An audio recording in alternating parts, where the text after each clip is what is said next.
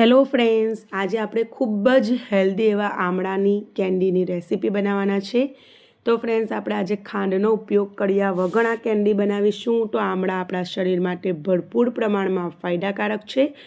આમ તો આમળાના અનેક ફાયદાઓ છે, પણ કેટલાક મુખ્ય ફાયદાઓ વિશે વાત કરું તો રોગપ્રતિકારક શક્તિ વધારે છે, વિટામિન સીનો ઉત્તમ સ્ત્રોત છે અને સાથે સાથે પાચન તંત્રમાં મદદરૂપ છે. ફાઇબરથી ભરપૂર હોવાથી કબજિયાતને દૂર કરવામાં અને પાચન ક્રિયાને સુધારવા માટે પણ ઉપયોગી છે.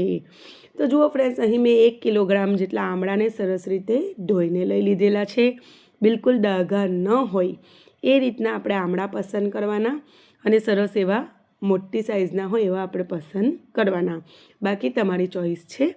હવે આપણે એને સારી રીતે 2 થી 3 પાણીથી ધોઈ લેવાના છે અને પછી આપણે એને સ્ટીમરમાં ફક્ત 15 મિનિટ સુધી સ્ટીમ કરવાના છે. તો ફ્રેન્ડ્સ, આગળ જો હું તમને વાત કરું તો વાળ અને ત્વચા માટે પણ આમળા બહુ જ ફાયદાકારક છે. વાળને મજબૂત અને ચમકદાર બનાવે છે, ખરતા વાળને અટકાવે છે, ત્વચાને પણ સ્વસ્થ રાખે છે. તો જુઓ, અહીં મેં એક સ્ટીમર લઈ લીધેલું છે. એમાં પાણી 3 ગ્લાસ જેવું ગરમ કરવા મૂકેલું છે.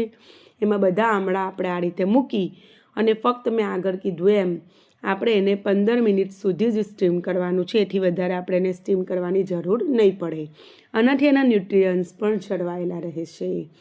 ફ્રેન્ડ્સ, આમળા એ આંખોના સ્વાસ્થ્ય માટે પણ ખૂબ સારા છે.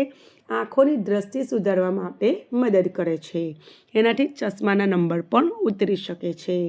તો એકદમ સ્વાસ્થ્યવર્ધક આમળા બાળકોને મોટાભાગે નથી ભાવતા હોતા, તેથી આપણે એમને આ રીતે કેન્ડી બનાવીને ખવડાવી શકીએ છીએ.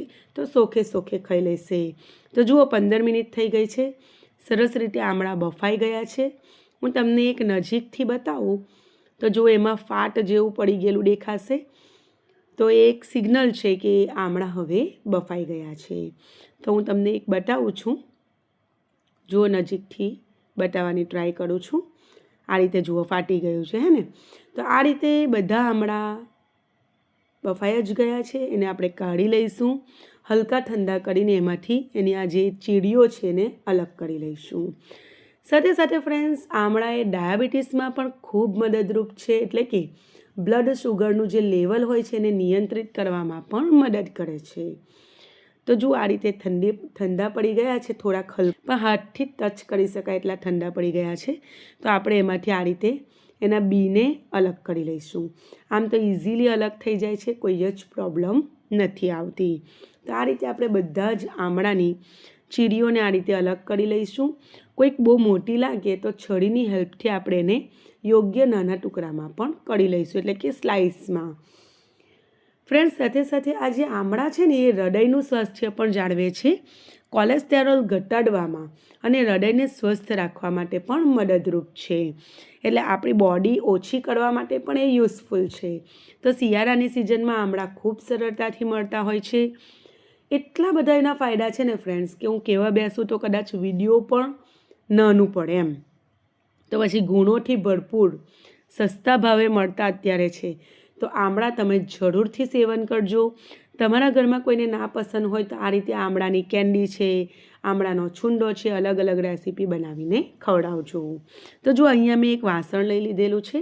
ચીડીઓ બધી અલગ થઈ ગઈ છે. તો વાસણમાં પહેલાં આપણે આ રીતે આમળાના સ્લાઇસનું લેયર કર્યું છે. પછી દેશી ગોળ લીધેલો છે. ઓકે, આપણે 1 કિલોગ્રામ જેટલા આમળા લીધેલા છે ને ફ્રેન્ડ્સ, તો એની સામે લગભગ 700 ગ્રામ જેટલો આપણે ગોળ લેવાનો. આમ તો 500થી 700 ગ્રામની અંદરનો ગોળ લો છો ને તો આવી રહે છે. અને મીઠાશ તમને જે રીતે પસંદ હોય એ રીતે તમે લઈ શકો છો. મેં શું કર્યું છે, વાટકીનું માપ રાખ્યું છે. 1 વાટકી ફૂલ ભરીને મેં ગોળ લીધેલો છે, બરાબર. અને આ રીતે નાખતા જઈને અંદાજિત ખ્યાલ આવી જાય છે કે બસ આટલા ગોળની જરૂર પડશે. તો 1 લેયર આમળાનું અને 1 લેયર ગોળનું એ રીતે આપણે યુઝ કરી રહેલા છે, બરાબર. તો જો, આ 1 વાટકી ભરીને મેં ગોળ યુઝ કર્યો. હજુ મને થોડોક ઓછો લાગે છે. તો મેં ત્યાર પછી મારી પાસે આ દેશી ગોળ નહોતો, તો મેં પાવડર જે ગોળ મળતો હોય છે ને, ગોળનો પાવડર, તો એનો ઉપયોગ કરેલો થોડોક. તો આ રીતે તમે એડજસ્ટ કરી શકો. ક્વોન્ટિટી ઝાઝી હોય તમારી પાસે તો કોઈ પ્રશ્ન છે નહીં. તો જો, આ રીતે મેં 1 વાટકી જેટલો દેશી ગોળ અને પછી મેં આ રીતે ગોળનો પાવડર પણ થોડોક એડ કરેલો. તો ફ્રેન્ડ્સ, મેં આ અગાઉ તમારી સાથે ગોળના જગ્યા પર મિશ્રી એટલે સાકરનો ઉપયોગ કરીને કેન્ડી બનાવતા બતાવેલું છે. તો જો તમારે એ જોવી હોય તે પણ તમે ચેનલ પર જઈને જોઈ શકો છો. એ પણ બહુ ફાઇન બને છે. જુઓ, 3 દિવસ સુધી આપણે આમ તો આને રાખવાનું છે. તો મેં પહેલા દિવસ પછી તમને બતાવું છું. અને આ રીતે પછી આપણે દરેક દિવસે એને મિક્સ કરવાનું. બીજા દિવસે તમે ઢાંકીને ખોલશો ને એટલે ઓટોમેટિક આ રીતે રસો થઈ ગયો હશે.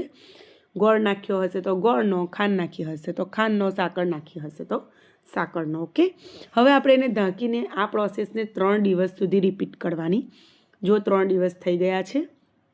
3 દિવસ સુધી મેં દિવસમાં ઓછામાં ઓછું 1 વખત ખોલીને આ રીતે મિક્સ કરેલું. હવે આપણે એને નિતારી લઈશું.